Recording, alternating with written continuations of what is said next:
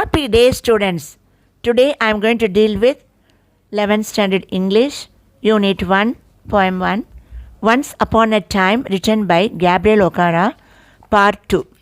Already I have taught the poem, so now turn to page 21 to see the figures of speech. See the fourth line. But now they only laugh with their teeth. That is metaphor.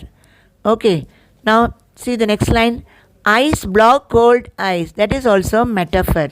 So we have metaphors and similes only in this poem. We don't have rhyming scheme. Rhyming words also not regular. Okay, now you see feel at home. That all they say, no? Third stanza you see feel at home, come again. That also sarcasm. The use of words or expressions to mean the opposite of what they actually say. It is sarcasm. S-A-R-C-A-S-M. Coming to the fourth stanza. Like dresses. I have learned to wear many faces like dresses. That is, when as or like comes means it is simile.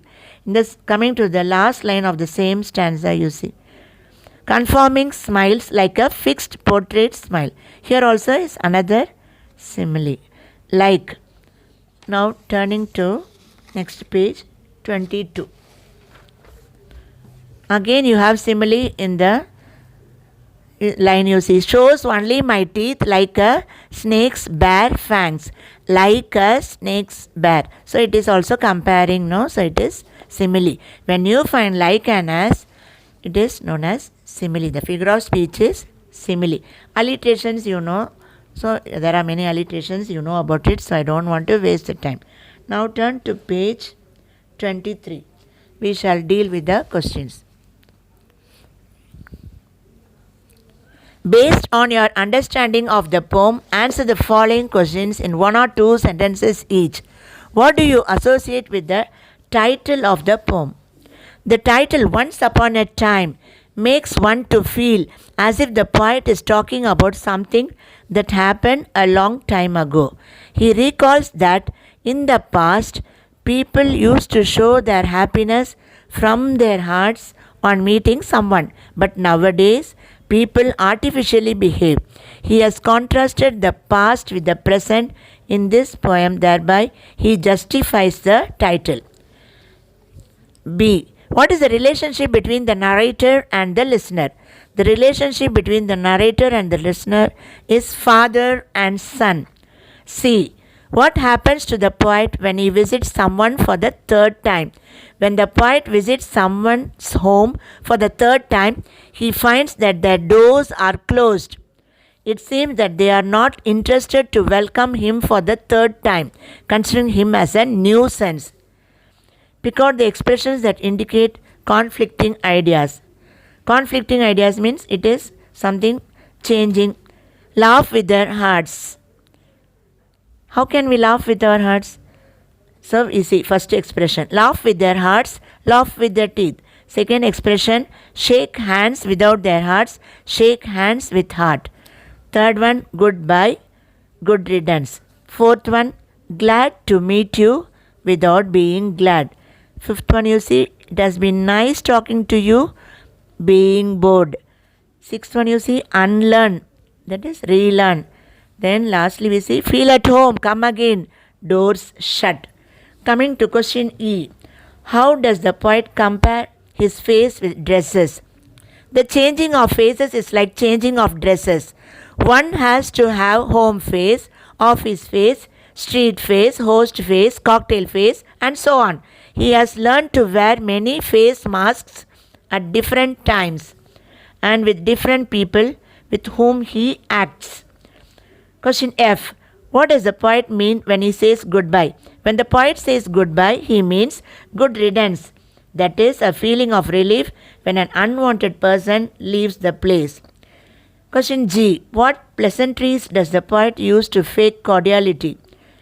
Laugh with their teeth, laugh with their eyes. Shake hands without their hearts. Goodbye. Glad to meet you. It's been nice talking to you.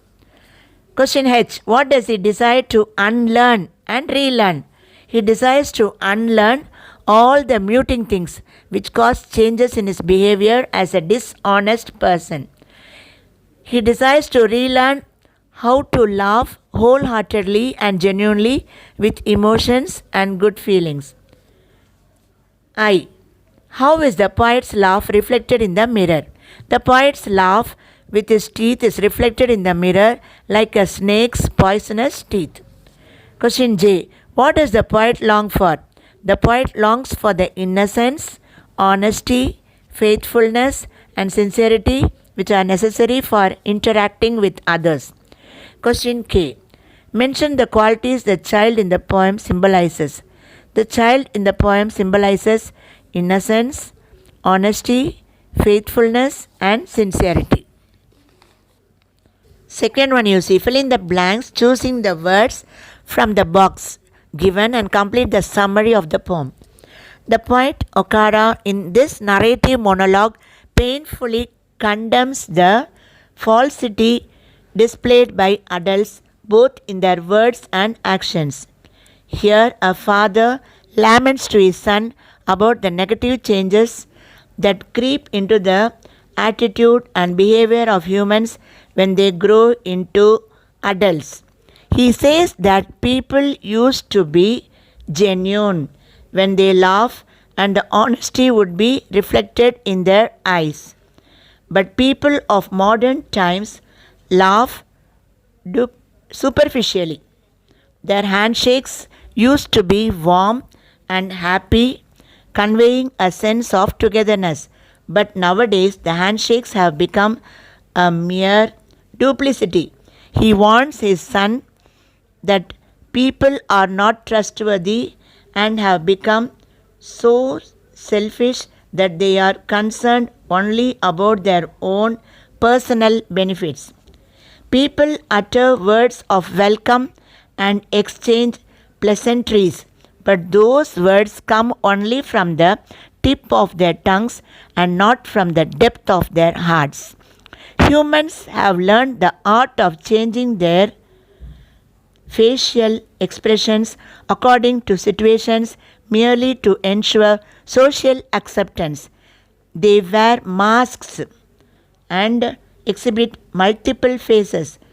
The narrator admits that he has also changed into a hypocrite. However, he tells his son that though he fakes his expressions, he does all these against his will. He says he wants to become a child again and laugh genuinely.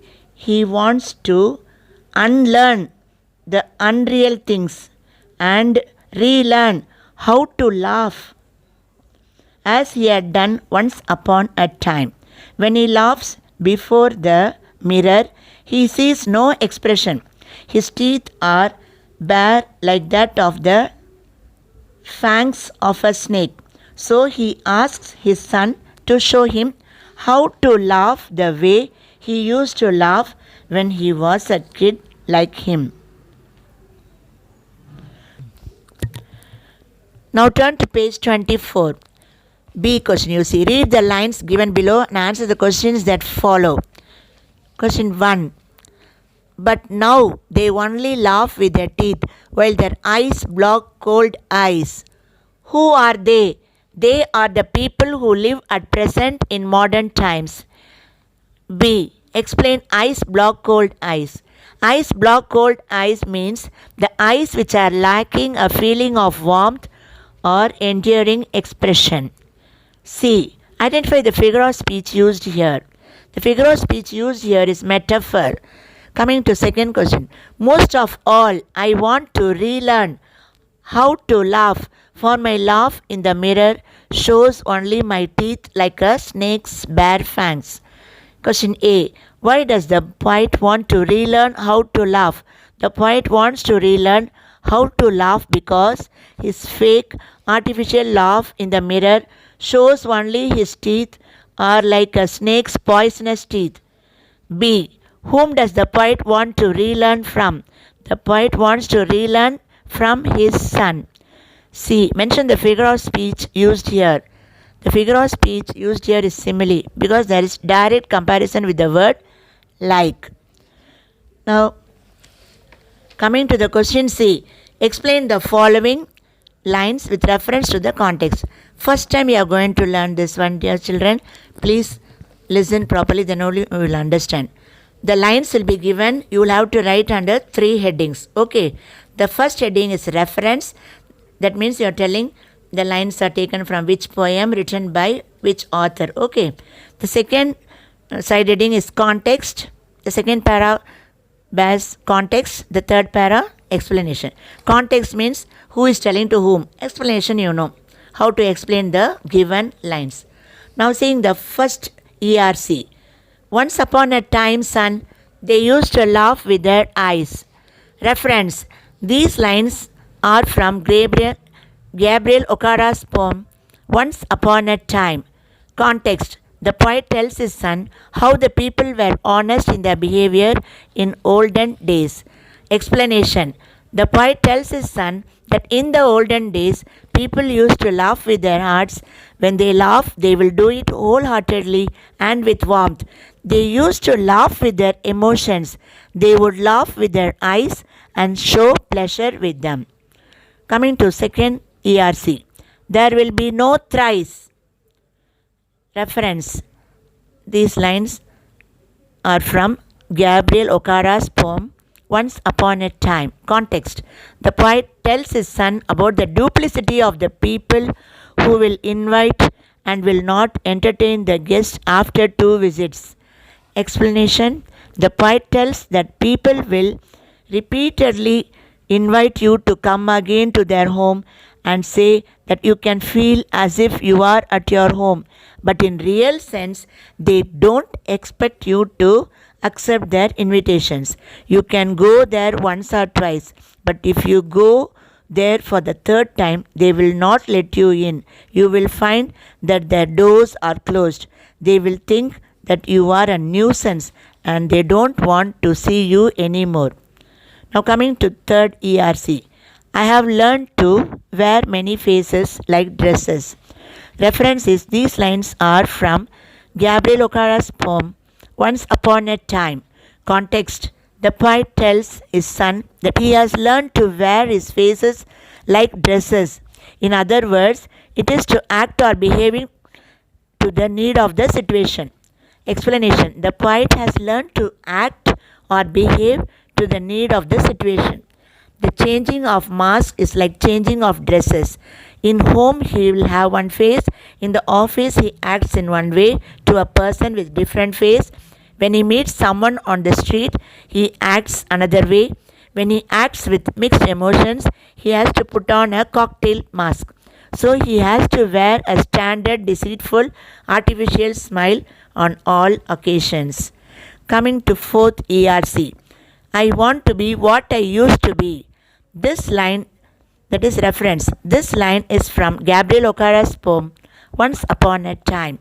Context. The poet tells his son about his wishes that he could once again be what he used to be. He wishes to be in his honest character again. Coming to explanation, the poet tells his son that when he was at his younger days, he wanted to be an honest, genuine person. He pleads his son to believe it as it is a truth. Now he wants to get rid of the things which mute his real feelings and wishes to return to a more natural style of living. So, dear students, hope you have understood the poem and the questions. ERC, very, very important. Please read the poem twice and try to understand. So, with this, I wind up the class. We'll meet in the next class. Thank you.